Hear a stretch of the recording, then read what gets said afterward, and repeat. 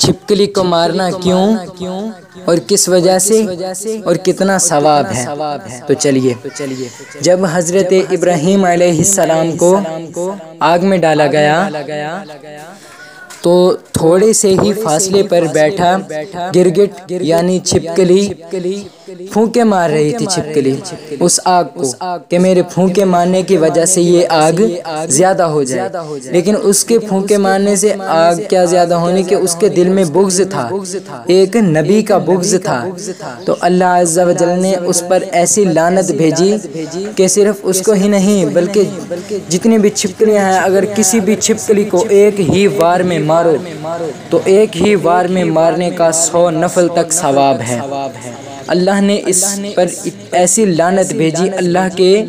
نبی کے ساتھ بغض رکھنے کی اتنی بڑی لعنت اس پر ملی۔ تو ہمیں بھی چاہیے کہ ہمیں بھی انبیاء کرام علیہم السلام سے پیار کرنا چاہیے، حضور کی ذات سے پیار کرنا چاہیے۔